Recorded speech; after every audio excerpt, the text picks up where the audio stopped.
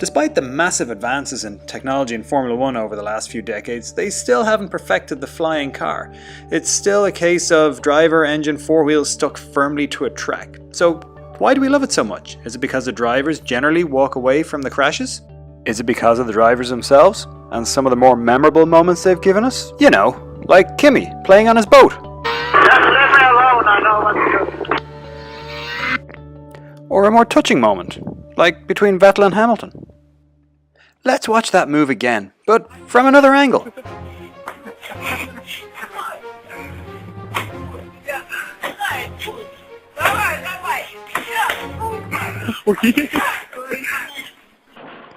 Or are we fascinated by the F1 driver's hatred of his steering wheel?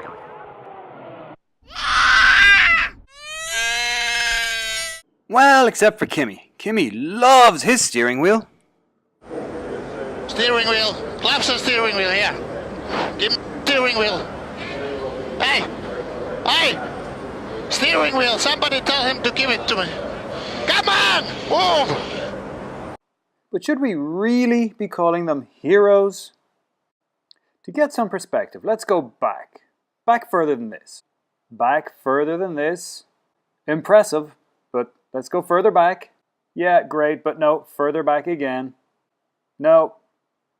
Yeah, very funny, but no. Yes, this is the time frame I want. An era when money just wasn't enough. You also needed a healthy dose of insanity. To make a long story boring, what I'm getting at here is talking about the very first properly organized international motor race held on a closed circuit. So, to all intents and purposes, this is really the very first version of what we now call Formula 1. The race was held in 1903 in the back roads of rural Ireland. But why rural Ireland? Was it because of the glorious weather? The fast pace of life? It probably wasn't for the fans. There was only 300 cars in the country at the time, and most people had never even seen a car. Well, here's the real reason. In 1902, the Gordon Bennett Cup race had been won for Great Britain by Selwyn Edge. We'll talk about him in a few more minutes. Basically, the winning nation had to host the event the very next year. Now, at the time, motorsport was considered to be very barbaric by the British, and they had numerous laws which prevented any motorsport from taking place. So they decided, hey, we own Ireland, we might as well just have it over there. It was a very British way of saying, let's not shit on our own doorstep. So they got to work organising, and here's what they did. They sent letters to 102 Irish MPs, 90 Irish peers, I think that's lords, gentry, etc., 300 newspapers, 34 local county councils, 34 county secretaries, 26 mayors, 41 railway companies. How they found 41 railway companies anywhere, I don't know. 460 hotels, 1 bishop. Then they brought in 7,000 police officers, and 91 chronographs, or timers, were used to track the racers. At this stage, you probably really don't care who Gordon Bennett was or what he had to do with this race. But I'm going to tell you, this guy was a legend. You could take Charlie Sheen and merge him with the most interesting man in the world, and, well, Gordon Bennett, he'd make them look boring. Gordon Bennett was insanely wealthy. He inherited the New York Herald and used to do such fun stuff as go for crazy midnight rides with his horse and carriage, totally naked, except for his silk top hat. On one occasion, he lost control and nearly killed one of his passengers, a lady by the name of Jenny Jerome, who later on became the mother of Winston Churchill. Luckily, on this occasion, Bennett had his clothes on. He's probably most famous for how he ended his engagement to Caroline May in 1877. Now, today, I don't know, people probably send a text to say, it's off. But instead, Bennett showed up at a party at her parents' house, totally drunk, which is never good, and then proceeded to take a piss on top of their piano. This did result in him being publicly flogged by her brother and having to leave the country. But overall, you get the picture. By the way, quick tip, don't ever Google pissing on a piano. It's just weird. And I know that 95% of you watching this now are going to go and do just that, but you've been warned. Anyway, back to the racing. Now, if you think Gordon Bennet was mad, the drivers of these cars were batshit crazy. They didn't have seat belts. You might get trapped in the car. They preferred to get thrown free. They didn't have roll cages or anything like that. Crash barriers? Nah.